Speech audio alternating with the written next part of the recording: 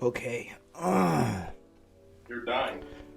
Yeah, I am.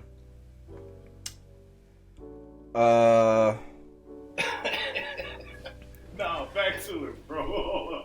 So you Okay. legit thought pig feet was not a thing? No, like, okay, so I knew pig feet was a thing, right? And it was like, I saw the movies where it was just make fun of it. Oh, yeah, black people love pig's feet. I thought it was a joke that you actually enjoyed them and that you, like, is it still a thing amongst the culture that people enjoy? It is a portion of the black population, the black delegation that enjoys pig feet. I want to get something straight. I didn't want to talk about this. You made me do this. Nah, because I just think it's funny that Where did we get on this from? I don't even know where the pig's feet came from. Oh, because I said we was taking L's as a community. Oh, yeah, the community. Yeah, the culture. The culture is dope. I mean, LeBron's, if LeBron counts for something amongst the culture, 9 3-pointers ain't a bad way to start things out, though. No. Brown been holding us down. Win, lose, and draw. His excellence on the court and off the court. It does tip the scales as far as balancing out, things as far as like just elite showmanship, greatness, whatever you want to call it. But we back, ladies and gentlemen. We are back. Welcome to the Unsportsmanlike Comics. Comics. Unsportsmanlike Comics. What did I say? Sportsmanlike? No, you did it great. I'm excited. Unsportsmanlike Comics. Rah. We're doing it. Yeah, nah, man. That's a nice sweater. We a little That's loose a really tonight. nice sweater. Appreciate you. Is that cashmere? Is it just like a nice cotton? What are we looking at? That's a nice it ain't sweater. cashmere. I think it's knit, but it's 100% cotton though. You know what I'm saying? Have you ever owned anything cashmere? Oh yeah, absolutely. Watch this. Real shit, real story. Wearing cashmere got me a date one time. In Coffee's younger years, I was like 20, 22, 23. Right? So this is like 2000. In the year 2000. In the year 2000. Shout out to Conan O'Brien show. Conan motherfucking O'Brien, dude. Hey, bro. Hey, Conan the dude, man. Conan been holding it down for years, bro. See, you know here you go. LeBron. Conan is our LeBron. Conan's our LeBron James. Because you know what? I mean, he's not flawless, and he doesn't get involved in fuckery. And this is probably a terrible example. And, like, sometimes he gets involved in fuckery. Don't get me wrong. Like, you remember that press conference? Sometimes ego gets involved with both of them. But, like, Conan gets fucked, and then his fans just prop him back up. Every single time, man. He gets fucked by Leno. He gets fucked. I mean, come on. He been consistent, bro, for a long ass time. Like how Bron has been consistent with 25, 7, and 7. Like, okay, he ain't averaging in the 30s. He didn't tick up to give 25, 7, and 7 for 20 plus years. Conan been going hard for damn near almost 30 piece. 93. He's been going for 30. When was he supposed to get the Tonight Show? Because he was on after the Tonight Show. So he got the Tonight. Let me look Excuse this me. up. I'm gonna pull up the dates. Here, I got you. Yeah, all right. pull up them dates, bro. Conan, man. Conan been legit. Like, everybody fucked with him. Okay, I don't know nobody that Conan fuck with him. Conan did the he did late night for forever, and it was hilarious, and they had the best. I mean, everything. You remember that show, the year 2000. Wow. Triumph. A lot of people forget Triumph the Insult Comic Dog was a product of Conan O'Brien. Like, blew the fuck up, Watch this. D-Ray Davis. No, not D-Ray. Excuse me. I misspoke. Deon Cole. Cole. Got his start as a writer. As a writer on the Conan O'Brien show. Absolutely. When Dion popped off is when Conan went from New York. Remember, he moved to L.A. Yep. And then if you look at Dion's trajectory on his career, I'm not saying, you know what I'm saying, like Conan, but Dion was already on. Like, I'm not saying he wasn't on, but he extrapolated, you know what I'm saying, being tied to Conan. He's just people strap themselves to him, and he just succeeds. He's got a new show coming out on HBO or on Max, I think it's called. Like, goddamn, what's it called? Yeah. Well, here, pin though, but yeah. So Conan gets the Tonight Show, right? He gets the Tonight Show, and what year? It starts on my birthday, June 1st, 2009, and it lasts 6 months to January 22nd, 2010. When he officially got the Tonight Show. He officially got the Tonight Show June 1st, 2009, and he lost it January 22nd, 2010. Right. And then he went to TBS. TBS. Yeah. But the reason why it wasn't because he wasn't doing good. Well, partially it was that, but it wasn't like based off of him. Jay Leno, who is notorious for never taking vacation time, right? Like, they have their off season in the show, but Jay Leno always worked, always was on the road. Jay Leno wanted back in after they made that big hoopla, you know, with late night TV, you know, his farewell goodbye. They did all that. They brought him back. They had to pay Conan that big ass contract. They did pay him. He moved to TBS, got on because he was followed by George Lopez. Yep. Remember, TBS offered him the George Lopez show after Conan, right? So that was, so George Lopez got that show. He was on air. Yeah. And then they bumped Lopez to the later time slot for Conan, which caused Lopez's ratings to drop. Right, which caused his ratings to drop. And then that also brought in my man, Jimmy Fallon. Because now watch this. Before Conan, remember Jimmy Fallon had that $80 million, what do they call that in Hollywood? Not a retainer, they call it when they just pay you to sit aside. Oh, yeah. He did a tour. You're talking about Conan, right? Jimmy Fallon. Oh, they basically had him on contract, like a no compete thing? Yeah, where it's like, we're going to build something for you. It's not a retainer, but in Hollywood, like in acting or in show business, but like everybody, it used to be very common. It's not as common now. They stopped giving them out. But it's like, okay, we going to pay you so nobody else snatches you up. Right. Nobody else can talk to you, and you're in developing. We have R&D, like research development, like we trying to get you a project going, but we tied up the rights to you. I'm trying to think of a specific word for it. I'm tripping right now. That is true, though, because all that shit happens. Conan gets bumped up. Conan leaves. Leno comes back. Fallon gets late night. Fallon obviously does his thing. Shout out Jimmy Fallon. You know, he's held that fort down. You know,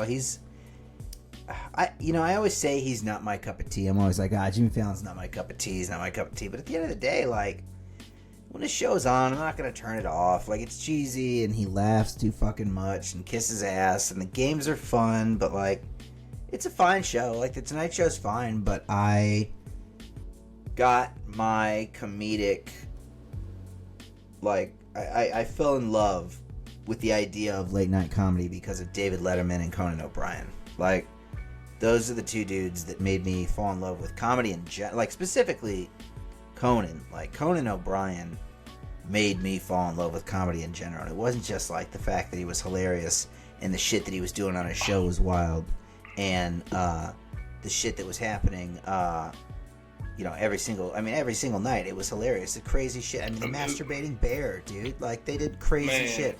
He wrote the monorail episode in The Simpsons. Like, he's on my Mount Rushmore. Right, and also you got to remember, Conan is not like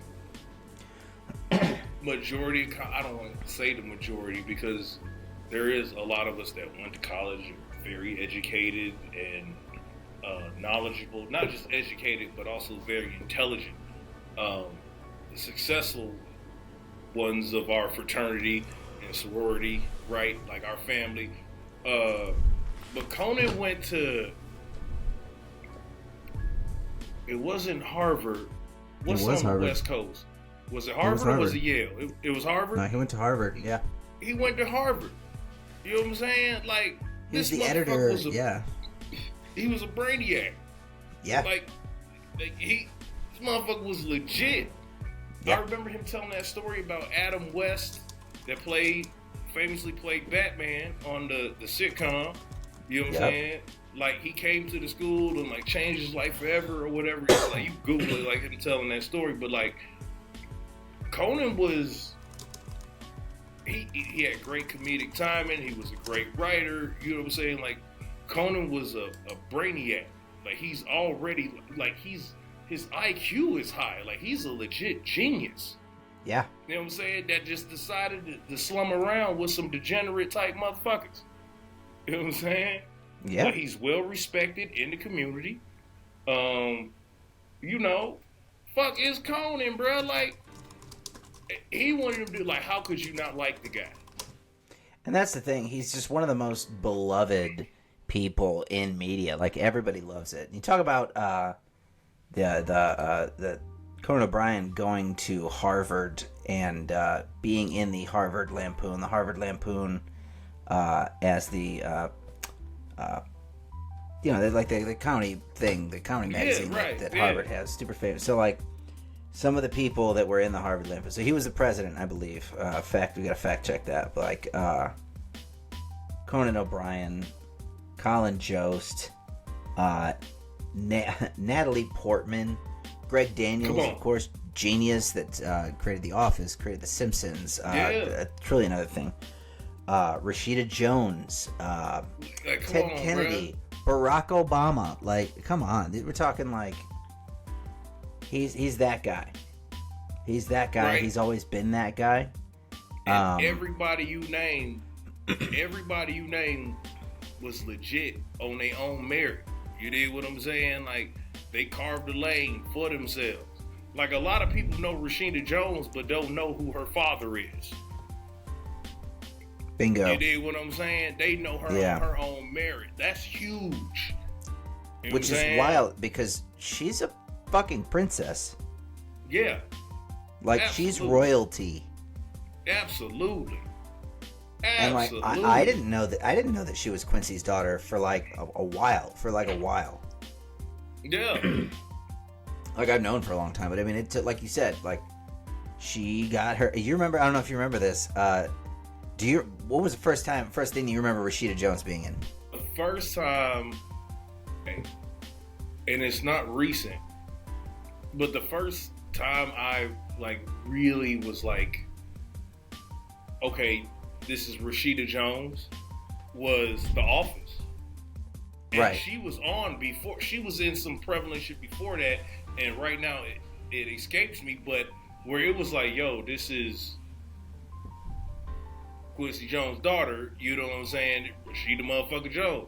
Like, I didn't know, and I know a lot of my community, a lot of black people, they found out who she was from Kenya Burris's on Netflix mini-series Black as Fuck. Yeah. Like, that's when it was like, oh shit, she's like actually black. I mean, it might be some people that's tapped into entertainment that knew, but that was not something that they, like, bloviated about. Nobody ever wrote about it. No, it definitely wrote wasn't about something. It in Variety. No. But if you think about it, unless you were really, like, a part of pop culture, you didn't know that John Voight was Angelina Jolie's dad. Angelina Jolie's father. Real shit, bro. That's not common knowledge unless you tapped in. George Wendt, old boy from Cheers. Old boy from Cheers. George Wendt? He was the guy from Cheers. If you looked him up, you'd recognize him. My man that He was Norm. Norm. He was Norm, right? On Cheers. So like sitcom royalty, right? Mm-hmm. Jason Sudeikis is his nephew. What? Mm-hmm. See there? That's how he got onto SNL. I learned that from a car ride from somebody whose name shall remain nameless while driving back to the airport. See that? Yeah. That's dope. It's wild shit. That's dope as fuck. Like, yeah. Sometimes, like, what's my man name? The white Jew did Higher Learning. Movie Higher Learning. What's his name? Mike. I always see him as he be going at Trump hard on social media. In trouble with. Bless you. Fuck. God damn. My man from Higher Learning. God damn, I'm tripping. Are you talking actor? Yeah, actor. Omar Epps? Michael Rappaport. Oh. Michael Rappaport. Yeah, he's wonderful. Michael Rappaport, he did, he had that show. Well, first of all, again, he was a stand-up comic. Big Break was Higher Learning with Ice Cube, Busta Rhymes, Omar Epps, Tyra Banks. Like a phenomenal movie about college, race. You know what? It really was a movie that was ahead of its time, right? It had representation from the LGBTQ community. It was a part of that. It was everything all rolled in one. Like, that was real America. Like, that you were watching, if you remember that movie. I don't know if you ever seen it, but Higher Learning. I have not. Yo, man, you gotta check that shit out, bro. Hey, look, real talk. Matter of fact, that's your homework. Oh, wait. Yeah, I've seen this movie. Yeah, I absolutely have seen this movie. I'm looking at the plot right now. Like, yeah, okay. I remember you know this. What I'm saying? He played okay. Remy. And Omar Epps played Malik. Malik. But he called him Malik and shit. I remember that. Yeah, you know what I'm saying? He was a good kid. Then, you know what I'm saying, he got into it with the white supremacists and all that, and he ended up being a school shooter. Like, if you really talk about movies that, like, if they were like promoted again, like to rehash, like, that was a movie ahead of its time. Like, that shit highlights what's going on right now. It was crazy. But yeah, well, let's get together and watch it soon. Yeah, man, hell yeah, man. Higher Learning, that was my shit. Ice Cube had that fro. Lawrence Fishburne was in there. Mr. Williams. Larry Fishburne. So let's get into it, because it's 19 minutes in. We prepped. I know, we haven't. They got packed up tonight, man. Let me tell you something, Jeff. Let me tell you what I was going to do, Jeff. If LSU won, this is what I was going to do. I was going to have a pack of Oreos, and I was going to show the Oreos, and I was going to have a glass of milk, and I was going to have some Louisiana hot sauce, and I was going to dribble a little bit of Louisiana hot sauce on the Oreo, eat the Oreo, and then drink it with the milk, and then we was going to clip it up as a sub on YouTube to, like, put out there to see if it go viral, because, you know, the reporter that came out and called LSU team the Dirty Debutants and called Iowa cookies and cream. That's what I was gonna do, you know, because we ate them. I just felt. First of all, I'm already on record saying that these two teams were gonna meet. It was probably like 3 podcasts ago. I said it's gonna be tough for Iowa because they, to me, have the hardest road to the Final Four. Right, like they might have to deal with USC. They got Angel Reese and them, like, they probably gonna meet at some point. And they did. And Caitlin Clark had 41. Say that again? Caitlin Clark had 41. She was She had 19 at the half. Stoppable. She had 19 at the half, bruh. Unstoppable. I'm gonna tell you what happened, though. I'm gonna tell you what was really and I don't want to take anything away from Iowa's defense, but LSU going from they already started out that quarter like bad, but them going scoreless from like the 6 minute and some change mark to 2:22. That third quarter was 24 or 26-13. They are sizing her for her ring right now. And at the end of the first half, when it was 45-45, LSU was gassed. Mm-hmm. Like, Iowa's coach came in, and you can tell, first of all, they've seen each other already in the season. They saw each other in the championship. LSU is a bigger team. Basically said, we gonna drag y'all into deep waters. We gonna run around. Remember now, they dribble penetrated, would kick back out, right? Like, we gonna drag y'all into the deep waters. We gonna run y'all around ragged, and you guys are gonna be tired. Because if Flau'jae ain't on from 3, which she's a streaky shooter, right? She's not as consistent as Caitlin Clark.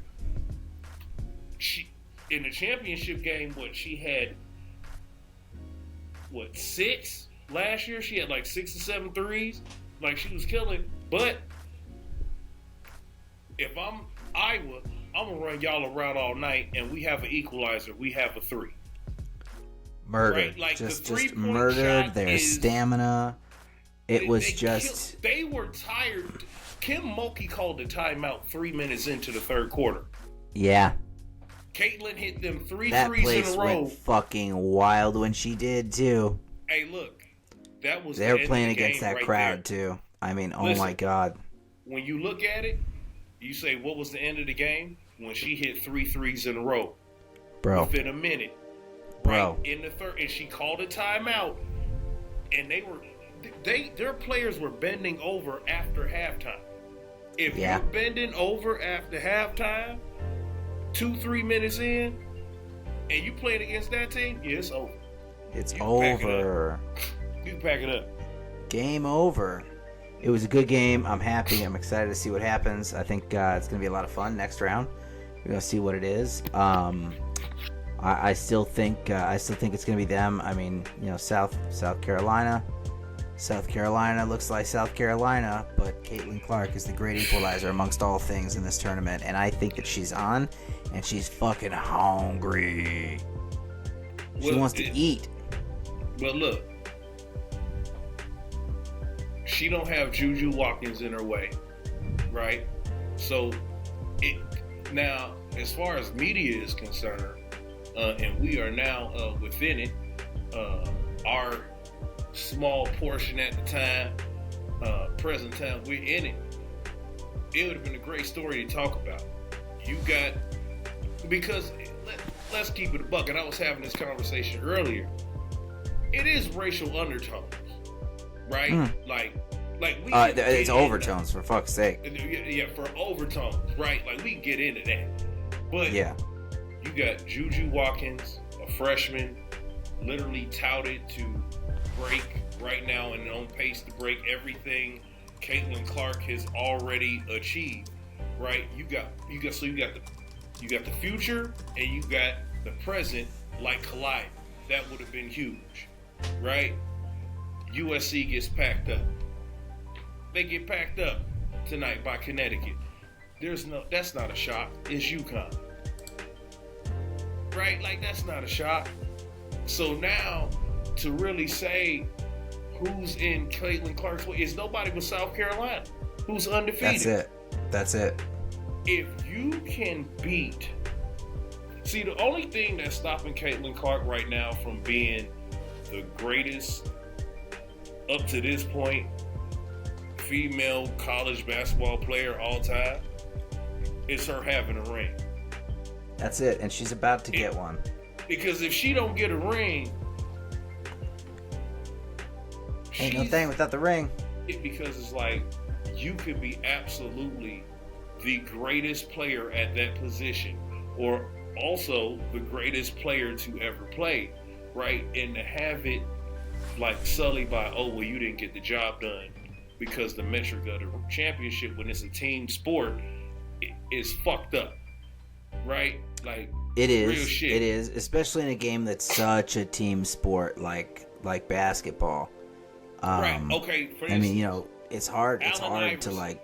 It's hard to do it all. Allen Iverson. You had Jordan. You had Magic. Allen Iverson. LeBron changed the game in a different way. For like, but everybody more so that you've for named. Players. I mean, but Steph Curry changed. Oh, you had Shaq, and Steph Curry changed like the way the game is played, right? AI was the greatest point guard that, to me, that never won a title.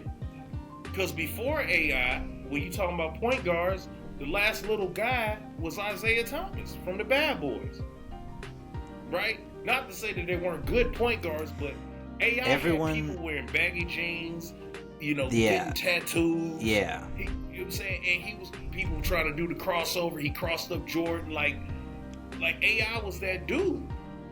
Who did he have with him though? Nobody. He ain't had no, like ever. He carried them all the way, and then you know what I'm saying. He got that one game on the Lakers when he stepped over Ty Lue, and then the Lakers packed him up. But like AI was that dude. So like, it's not that she won't be the shit, but for her to don the greatest female, she got to get. She needs a ring. She needs a ring. And she just took out Kim Mulkey. She just took out her last opposition. Like, frankly, I'm sorry. It's a clear path. It's a clear path from here to the victory for them. And as long as they can keep their shit straight, they don't get gassed.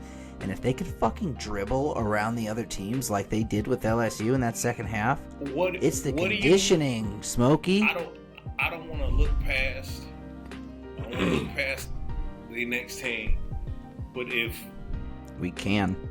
If they meet South Carolina, let me pull this up because they might be playing. Hold on. The Final Four.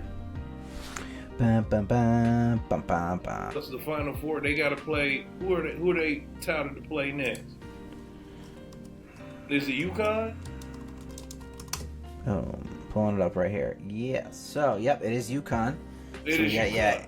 NC State and South Carolina. Okay, listen. And UConn and all and intents and purposes, South Carolina should take out NC State. They should take them out. Yeah, that's gonna happen. That's just gonna happen. They gonna be the favorite. Iowa is gonna be the favorite. Even though UConn played great, Iowa's gonna be the favorite because UConn whooped that ass tonight. USC though. Can Caitlin Clark take down a number one seed that has also been undefeated in a championship game? Do you know what that would do for her legacy? Yeah, entirely. She took down a number one seed, right? Number one in the division, number one in the NCAA tournament. Like, they had a number one seed. I think they were the overall number one seed too because they were undefeated. And she gives them the loss. Mind you, South Carolina was supposed to make it to the championship last year. South Carolina is a weaker team than LSU was. Last year? Or are you talking about this year? This year. Nah. I think so? I think Iowa will have an easier time with South Carolina than they did with LSU. Tonight? Because honestly, LSU missed a lot of shots that they would normally hit too. Mm-hmm. Right? During that stretch, it wasn't like they was taking a lot of bad shots. They just weren't going in. Correct. And the refs, also the referees, they let them play tonight. Angel Reese gets a lot of free throws. Right. You want to talk about, not to just completely shift gears, you want to talk about refs letting players play. Did you see Zach Edey get the absolute shit kicked out of him that whole game? They beat the fuck out of this kid. He should have been fouled 47 times. Look, it's okay. If Shaq would have been called on all the free throws, like all the fouls, you see what I'm saying? Like, come on, bro. You watched that game. Bro. You watched that game. No, I'm 100% with you. But that's when you that big. Like, okay, so he's gotta be fucking bruised by the end. They're whacking his forearms. He's getting punched in the face. I'm paraphrasing, but on Gilbert Arena, shout out to Gilbert Arena and Gil's Arena, all them guys, the whole crew, they dope as fuck.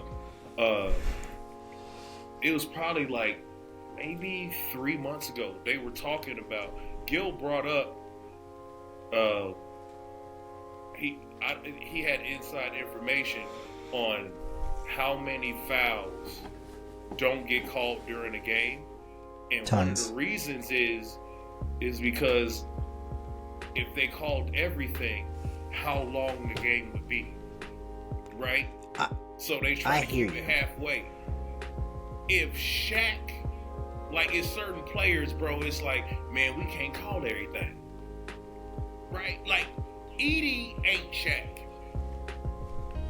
And he got hacked the whole game. But because long. He's so big, he just... Bro. There wasn't a single... I'm willing to bet 9 out of 10 fucking times he put his arms up, they fouled him. 9 out of 10 times. Man. Again, I'm going to go ahead and say it like I've been saying tonight. Watching the games. Man, since February 1st, and even I gotta go before February 1st.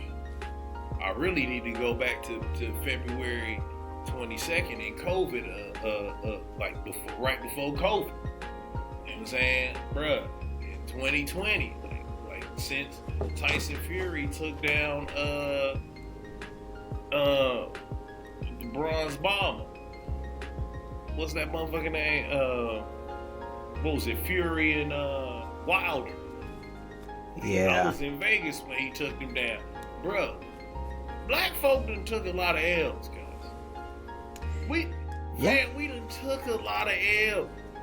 Fam, I hate to reduce it to race, but bro, I absolutely said, though, and I hate it because it's documented, but I said, Purdue ain't real. I said it on this show, Purdue ain't real. They not real. Also, oh my God, they're in the Final Four. What do you want? Purdue also had a nice road to the Final Four. They're in the Final Four. Bro, I done had to say this. Purdue, look, bro, I done already had a look. I took an L with North Carolina, Alabama. I already look Purdue 100%. They in the Final Four. I ain't got Zach nothing Edey dropped 40 points with 16 rebounds. He has not had, like, he's killing it, right? He's murdering everyone. Gonzaga, I mean, every single one of them. Look at this. Gonzaga held him tight. And he still scored 27 points with 14 rebounds. What's not real about these numbers? His averages for this season. 25 points, 12.2 rebounds. Come on, bro. Nah, man, Purdue legit. They got to deal with DJ from NC State, which surprised the shock out of me. That a again, they are the Cinderella story that people like to highlight, but they aren't a Cinderella story because they come from the ACC. Listen to them. They ranked 11th. They lost like 11 to 12 games in the season. Have they been on a historical run since the ACC tournament? Absolutely. They haven't lost a game in almost a month and a half. And some of those games, they were playing 2 games within 36 hours. You know what I'm saying? Like, you got the big boy, Davis versus Edey, and it's Purdue. Like, it's Purdue. Like, sorry, man. I've been wrong, bro. Like, I was wrong on Caitlin. Here, I was not wrong with my analysis. I was wrong with my pick tonight. I knew it could be 2 things. Again, if LSU, the referees played it loose tonight, Angel Reese has to average 8 free throws a game. It's got to be somewhere around 7 to 8 free throws a game. I'm real shit for the season, right? Like, that's a fact.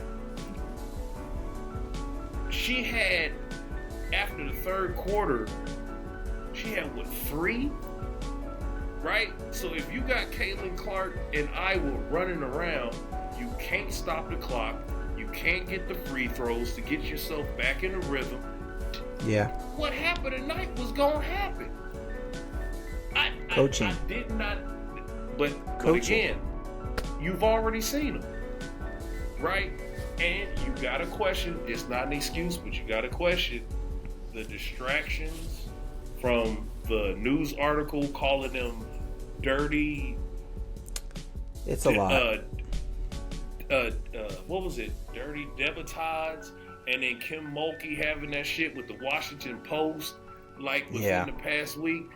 I'm not saying it did factor into it, but it's like, bro, you and I both know, just as comics, life will throw shit at you that will, before a performance, before a show, that you got to be able to compartmentalize. And really, sometimes it's the luck of the draw. Yeah. Like, either you're going to need help from the crowd, because it's not like a team sport, but either you're going to need the help of the crowd, you know what I'm saying, the audience, you know, to give you some feel, or your counterparts on the show, your opener, your feature, or your host. Maybe they can get you the energy. Like, but life will kick you in the face sometimes. It's like, man, I ain't shit tonight. To the point, because you and I both have had one-off shows where it's one Friday, you don't have a show till next week, right? Like a pay gigs the next week. It's not like we've had shows in our humble beginnings where it wasn't 2 a night, 2 Saturday night. So it's like, oh, I was 3 out of 1.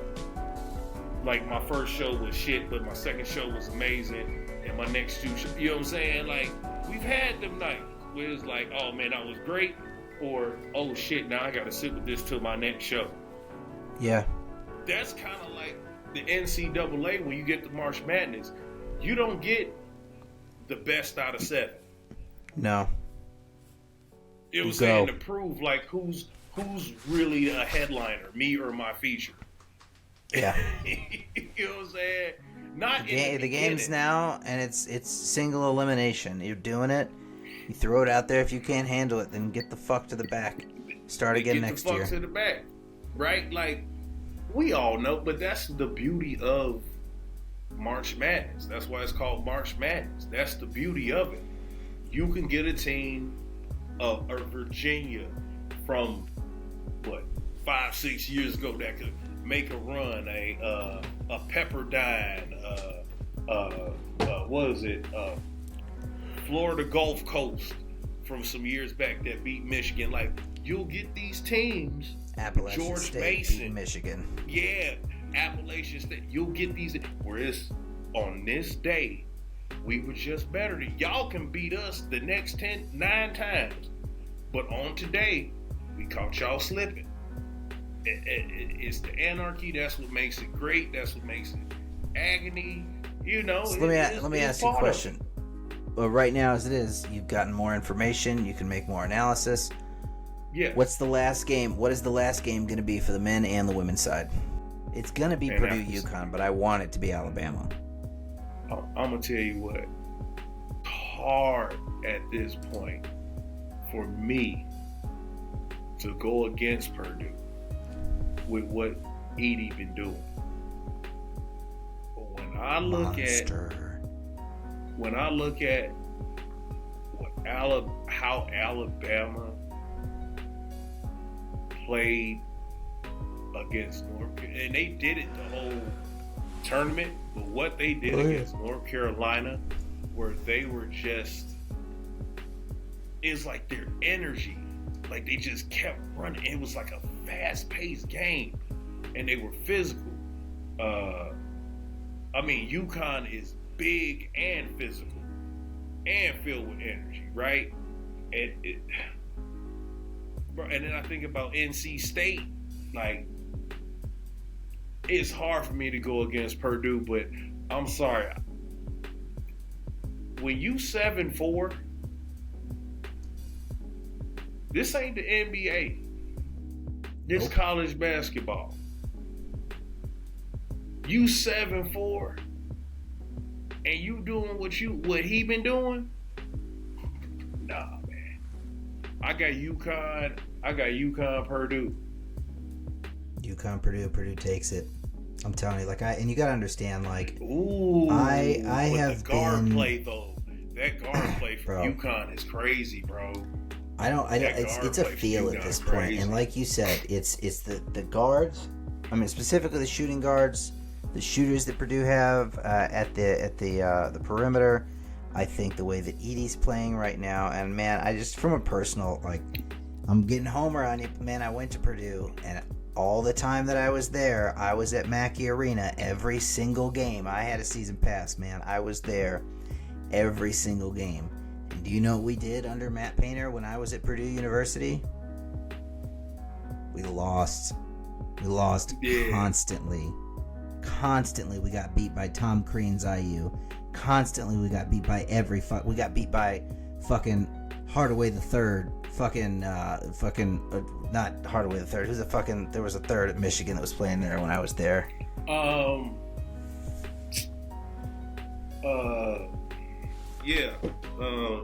Him. Yeah. It's not Penny Hardaway the Third, was it? No, it Penny was Hardaway.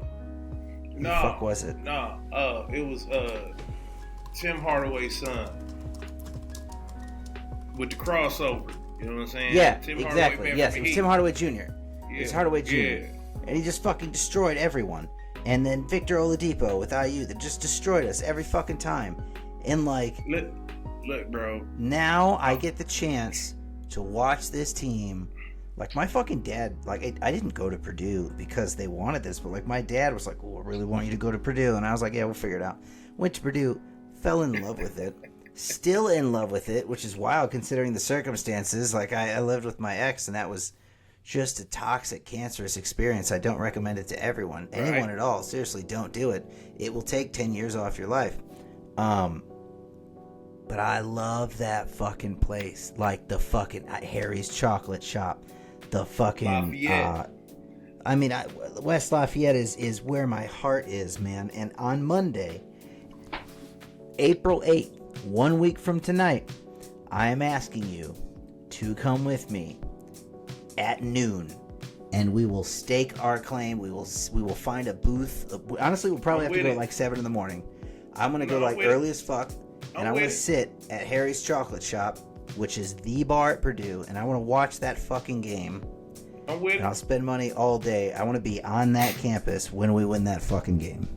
I'm with it. Real shit. I'm with it. Listen.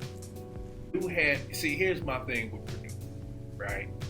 Purdue had me fooled last year. Last year was a joke. And look. Keep talking. I'm not going away. They had me fooled. Oh shit! Hold on. Oh, I gotta plug this bullshit. Smoke effect. No, Purdue had me fooled last year, right? And when I mean fooled, they didn't have me fooled because I watched the way they play early in the year in the Big Ten versus ACC tournament, and then of course in the Big Ten tournament, and again they were number 1 seed, but it was like, I'm like, nah, bro, they get ready to get packed up. Like, they not real, you know. But when I was filling out my bracket, I said, you know what? They might make it to the Sweet 16. And they got put the fuck out. And I was done at that point. So, I have a lot of loved ones that went to Purdue. And so, of course, they're excited. And, you know, look, the Tar Heels is out. I ain't got a dog in the race. You know what I'm saying? I definitely don't fuck with NC State. I would love for them to lose. Yeah, I would also love for them to lose. I would love for them to lose. So, yeah, I'm fucking with Purdue. Also, right, jump on the train, baby. Going to a basketball game with Jeff Webb. I don't know how old our audience is, like our demographic yet. We got to look into it. But you remember Teen Wolf? Yeah. The Michael J. Fox Teen Wolf, not that bullshit series MTV came. Yeah. Like the real Teen Wolf. His homeboy. Yeah. Hey y'all catch my boy, my brother Jeff W at a game. Jeff gonna have good seats. Jeff has a collection of shades, of sunglasses, right? Like, Jeff probably got over 50 pairs of shades. And they legit, now they fly, right? Jeff is a born, they would say salesman, but he's a born promoter, a born salesman. He's passionate. He at the game. Jeff wilding the fuck out, saying wild shit that you say in your living room. Jeff saying it on the game. Jeff ain't saying, hey, 17, you suck. Like, it ain't no 1960s. Oh, you're terrible. Nah. Jeff one of them fans. Jeff probably researched your mama divorce. You know what I'm saying? You know what I'm saying? Your criminal history. You got a baby mama, you know what I'm saying, that don't get her toes done. You know what I'm saying? She got fucked up feet. Jeff, and he got the shades on, right? Like he invested. Jeff cussing everybody out. Jeff cussing out the opposing team coach, the team coach, the star player. Jeff cussing out the student section, the popcorn referee. vendors. Jeff going to the concession stand, letting them know that they underachieving. Nigga, the cheddar cheese liquid ain't goddamn motherfucking hot. Nigga, the jalapenos is mild. Jeff ain't fucking around, yo. On the real. My expectations are high. And also, I'm going to push back on one thing. I never cuss at Coach Roger Powell at VU because his suit game is on point. He's got that thick Gucci belt, and he's styling every goddamn day. Okay, so shout out Coach Raj. Coach Raj, you're the man. I mean, the team was fucking shit this year. You did your best, though. It's your first year. They just got rid of the athletic director. I hope that their vision includes him. You know, so we'll see what happens.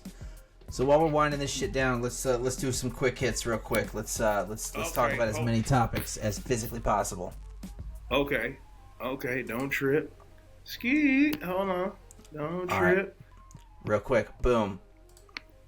First thing, Ronel Blanco, pitcher, Houston Astros, no-hitter against fucking Toronto Blue Jays, man. Last batter he had to face, Vladimir Guerrero Jr., put him down. Like, this is a guy, man, we talk about this real quick. Ronel Blanco, that's his name. Ronel, say his name. Ronel Blanco. This guy never pitched more than 6 innings in his entire fucking career, okay? This was the first game of the season, okay? This was his 8th career start, making his 8th career start at 30 years old. Right. Never gone deeper than 6 innings in his career. So Right. 105, I'd somewhere between 105, 110 pitch. Oh, right here it is. Boom, I'm watching it right now. It's a 105 pitch, complete game, no-hitter that included 2 walks and one of the best diving first base saves I've ever seen from my man Jose Abreu. Jesus fucking Christ! Like if you get a chance to see this, this is one of those plays that people are gonna talk about for fucking years. Like me as a and probably as an Astros fan for the rest of your life. Like I remember when Mark Burley threw his perfect game at the Cell. Dwayne Wise making that. Oh man, Mark Burley's throwing that no hitter. Dwayne Wise makes the catch in the middle of left center field, and it's just it the Cell. It used to be on the wall. It used to be a thing that said the catch, and so I remember the people in Houston, at least, are gonna remember that play that Jose Abreu made for a very, very long time. All right, what do you got? Besides the red Solo Cup, real quick. Do you think he'll have a no hitter again in his career? Based off of what you said. Do you think it was a fluke tonight, or this is the start of something? What is the percentage you give him having the perfect game or a no-hitter again? Perfect game, 0. No-hitter, 1%. No percentage? No percent, dude. Like, and it's not that I don't think he's a good player. You think it was because it was a fluke? You think it was a fluke night? Do you know who Philip Umber is? You gave him no percentage. You didn't say 20. You ain't say 30. And I would bet every dollar that I will make for the rest of my life on that statement. Do you know who Philip Umber is? No. Exactly. He is one of 23 dudes in MLB history to throw a perfect game. Threw it for the Chicago White Sox. It was like 2014, 2015, something like that. I know I was in college. He threw a perfect game. I don't even remember that. Exactly. Do you want to know why he threw a perfect game? I'll tell you right now. I'm going to look up this real quick. Philip Umber perfect game. Philip Umber's perfect game. I lied. It was in 2012. It was Philip Umber. You have no idea who he is because Philip Umber played from 2006 to 2013, and he finished with an ERA of 6.75, and he only won 16 games in his MLB career. He only won 16 games. Okay, he threw that perfect game on April 21st, 2012, which I believe at the time would be less than 20 games into the season. How many games does a pitcher pitch in what is it, the 182 game season? How many games will a pitcher pitch a season? If you're in the rotation, you're pitching usually around 30 games a season. And he only pitched 16 in his whole career? He only won 16 in his whole career. Oh, excuse me. He only won 16 in his whole career. And his career was what, 3 years? His career in the MLB was he started in 2006 with the Mets. Then he went to the Twins for 2 years, the Royals for a year, and he was with the Sox from 11 to 12. His last year was the year he threw that perfect game. So he was in the league 6 years. I mean this with respect. In terms but of that ain't no small feat, and all that money guaranteed. So hopefully he's still straight.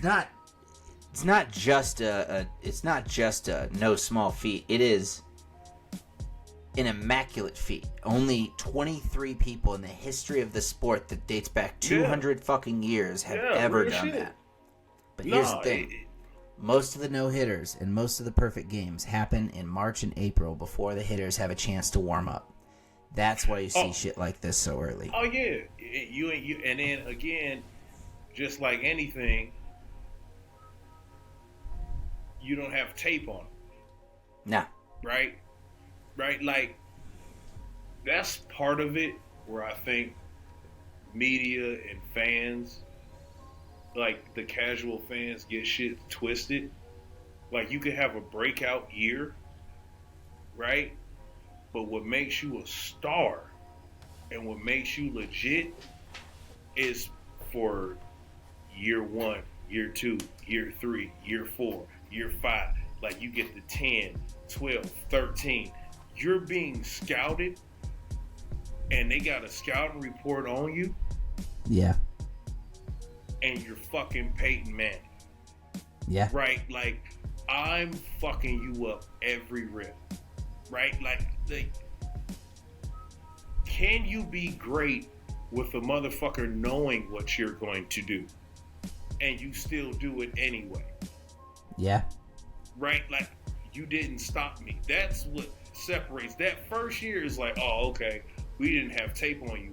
Now we've got experts studying you. Can you continually do exactly? So?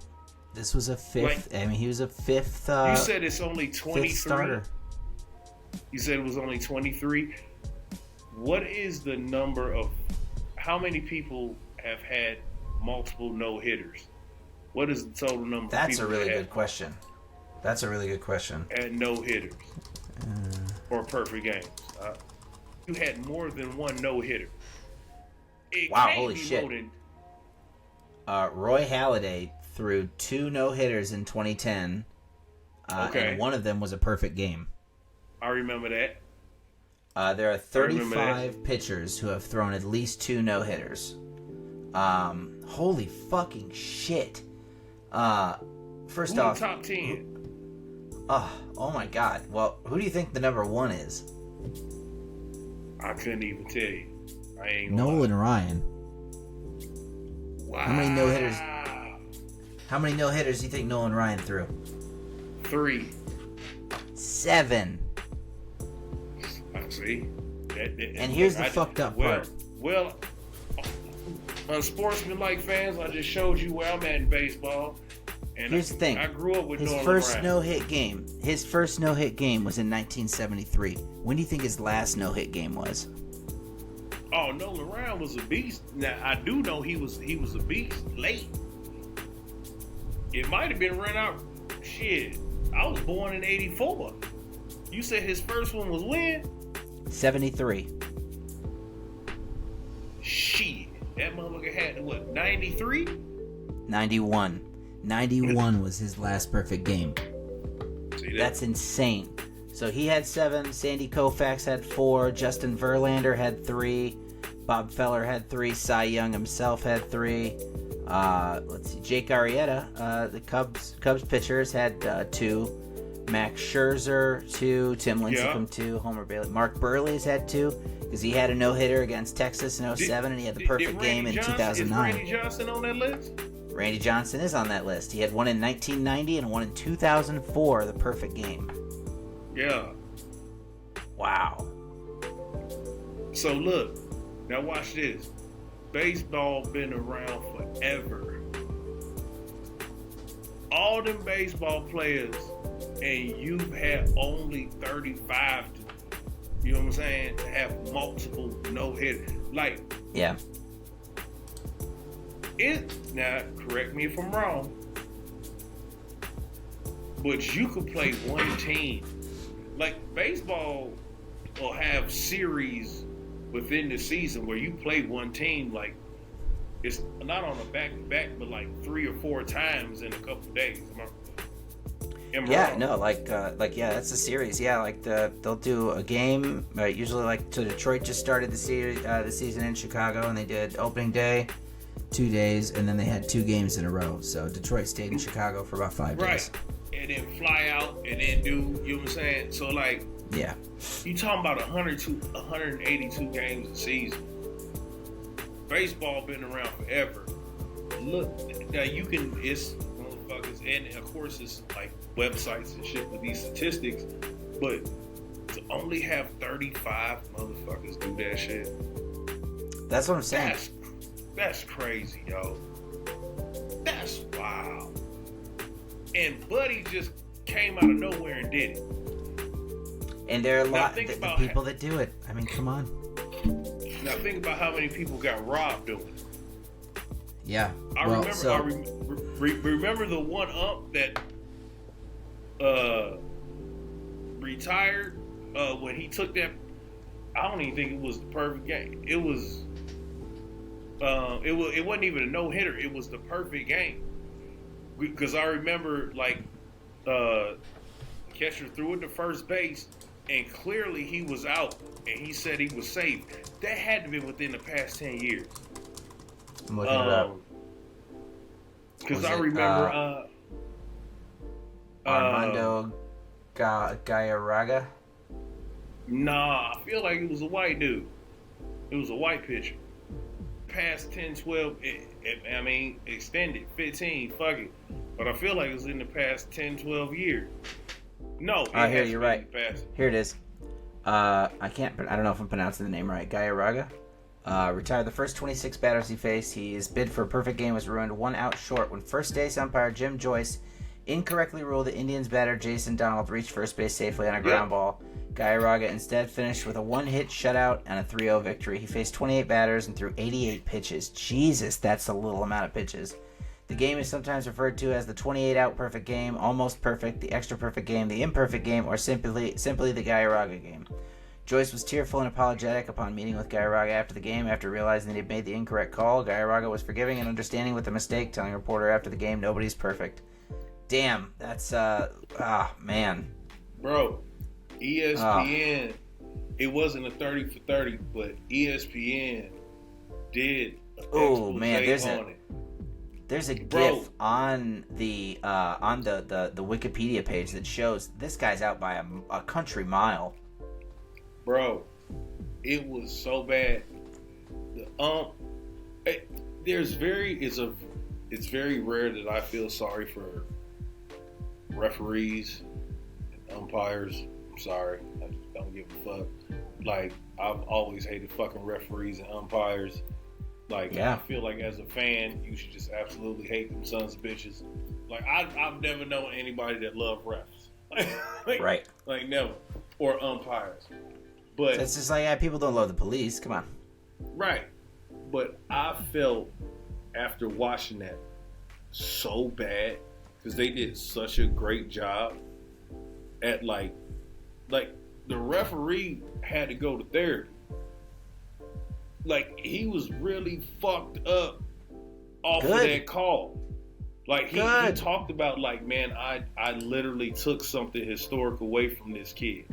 And that's what he referred to me as a kid. I remember watching it. I was like, not that I teared up, but I was like, damn, like, this is fucked up. It's fucked up for the kid, but I felt like it was more fucked up for the umpire. Like, damn, bro, like you really are remorseful for, and it was a bad call.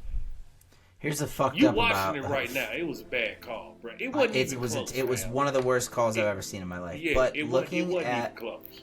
Old Boys stats, it just goes to show that's one of the reasons that I love baseball is that you can take somebody like, and I'm probably not saying his name right, so I'm not even going to try it again, but you could take this guy, his career stats. He finished 26-34 with an ERA of 4.78. He played from 2007 to 2012, and then he went to go play in China.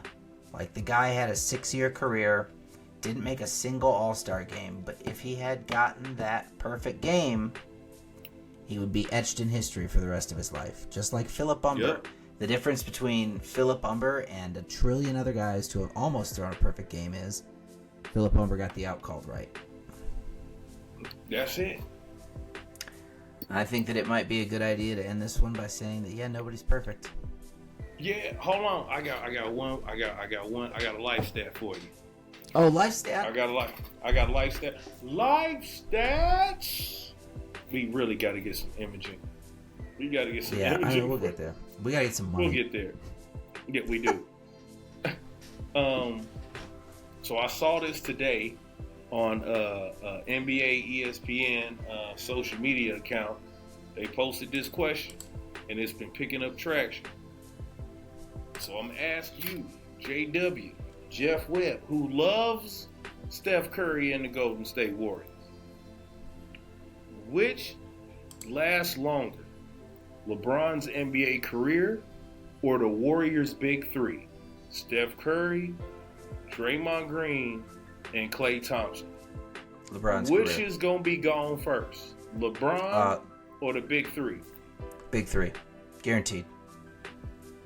Guaranteed. You think they break it up this summer after this season? LeBron's going to play with his kid. That's at least two. LeBron is going to play with his kid. So you think Draymond is... Because right now it's like either Steph... It's not going to be Steph Curry. It's either Draymond Steph's going or to stay Klay with Thompson. the Warriors until he retires. Like, Steph is synonymous with the Warriors. I don't see him going anywhere. And I think that Klay is also synonymous. And I think that Draymond might be pissing people off enough to where it might be a good idea for him to get a new change of scenery. Right. But do you think Klay Thompson will retire or go to another team to get paid because he think he still got something to contribute? He's going to get paid. Right. So Steph Curry stays with the Warriors. Of course, first of all, Steph's not leaving, and the Warriors are not going to get rid of him. Jordan stays, so is Pippen Klay goes Thompson, to the Trailblazers, and Rodman retires. Saying Draymond Green will be... You think Draymond will retire before Klay Thompson? Let me look at these ages right now, because I might be fucking that up. Yeah. Yes, I do. I do think Draymond will retire before Klay Thompson. No shit? For real? Yeah, absolutely. Draymond's 34. How old is Klay? Oh shit, they're both 34. But man, now that I'm looking at it, I don't know. Yeah, that's what I'm saying. That's what I'm saying. Also, time is flying by. When the fuck did Steph Curry turn 36? Remember when Steph Curry was just like the little kid sinking threes? Man. What the fuck is happening? Again, the NBA player is playing longer. Bro, watch this. LeBron been in 20. We used to praise any NBA player. I remember Robert Parrish getting praised for being in the league for 20, right? Like being that long. Here's the thing, bro. If LeBron had retired, Kevin Durant been in the league like 16, 17 years, bro. Steph Curry been in the league goddamn 15, 16 years. Fam, that's a long ass time. Long ass time, especially if you put in the context of the entirety of the NBA over time. That's what I'm saying. Kareem's last year, his last game as a Laker, they sat him down in a fucking rocking chair. You think LeBron's ready to sit down in a rocking chair? He just had 40. Now, granted, this is college. Now this is the college and high school rules. Shit changed after Spencer Haywood and yada yada yada. Woo woo woo. But my point is, he got a little bit more years. He got a couple more years. In the NBA, stat-wise. But God bless stem cells. If you had to choose on who would retire first, who would it be? Draymond or Klay Thompson? Klay Thompson. Damn, real? I don't know, because I think Klay Thompson, because crazy. I feel like he's gone down. I feel like Klay Thompson's gone down a little bit. And I feel like... But he's still a shooter. He's still a shooter. Yeah, he's a fucking killer. Don't get me wrong. He's still a shooter. He could do the Ray Allen thing. I think he could do the Ray Allen thing for sure. Because you can't leave him, right? Like, you have to still respect the fact... I don't give a fuck if he's 40, 48. You can't leave him. He'll sink a fucking 3 until he's 70. Okay. Right. So, and Draymond's a little bit more physical. Right, he's defensive, so it's all on his body. Right, like, it's all on his body. But his knowledge of the game, right? Like, Draymond has... I always think about George Foreman, right? Like, I'm a fight fan. I'm a boxing fanatic. Me too. I remember my first George Foreman fight. I remember watching was Foreman versus Michael Moore when he won the heavyweight championship of the world at 40. Like, I remember seeing that. Him defended afterwards. But, like, I remember watching HBO Up All Night boxing. Right? Yeah. Like, I remember Jim Lampley and love him. Classic, right? Like Marv Albert, not Marv Albert. Jim Joe Lampley Tessitore. And Joe Tessitore. What was my man from Detroit? I can't even remember his name, but I remember Jim Lampley talking about Foreman, right? Like, and them being partners, commentating, and like the knowledge George Foreman had being in the ring, like that's like that, like a scientist, like knowing the sweet science. Like sometimes, like within the sport, you got people that are like just naturally gifted, and then you got people that know the game, right? Like this savants, like a LeBron, right? Yeah. Like mentally within the game, you'll hear people say, "Oh yeah, he ain't Jordan, he ain't this, he ain't that," but when it comes to mentally, undeniable. Yup. Draymond Green is undeniable when it comes to understanding defensive coverage, the game. He might not be offensively as profound as, of course, a LeBron or Steph Curry, but he has value within a team. Draymond Green is a dominant force, and it is recognizably different without his presence on that fucking court. Absolutely. My question is, regardless of how his basketball IQ is his body going to be able to keep up considering the fucking hacks that man takes? Because he gets the shit kicked out of him sometimes. That's true. Like he's a physical dude. He plays that's what I'm saying. He's a physical player. Like his body, I don't mean he gets the shit kicked out of him because I don't think anybody's going to kick the shit out of Draymond Green. Let's be real here. But like, he's a physical player that is using his body as a tool. That's what makes me think that I think he's going to clock out before Clay does. Because Clay is a shooter. As is Steph Curry, who is 2 years older than him. He's 2 years older than Draymond? Steph is 36. Wild. So again, after breaking it down, and we'll get out of here on this, who do you think LeBron? You think LeBron will be in the league longer than the big three will break up? I think LeBron will be in the league at least longer than the big three will be together. Okay. There it is. We fucking with it. All right, folks. That's it for us. I'm Coffee Black. Goddamn, I am. That's Jeff, Webb, JW. Final Four is set on men's and women's side. Again, the NFL draft is coming up soon. What else we got? Baseball is intact and we rocking and rolling. And I ain't gonna lie, I'm fucked up. I've been drinking Hennessy. And I'm lying. That's how I know I'm fucked up, because I wasn't drinking Hennessy, but I ain't gonna tell y'all what I was drinking, because y'all gonna try to figure out exactly why is my broke ass as a comic drinking this high-end liquor. And I'm also smoked some weed, so I'm fucked up. Don Julio. Presumptuous. Fuck you, Nick. We gotta talk after we get off the show. That's some bullshit. I don't even know why you would say some shit like that, but okay. You know what? I like Don Julio. I like that. It's good tequila. Hey, you ever had 1942? Hell yeah. Okay. Yeah, I'm your host, Coffee Black. We got to talk more when we get up.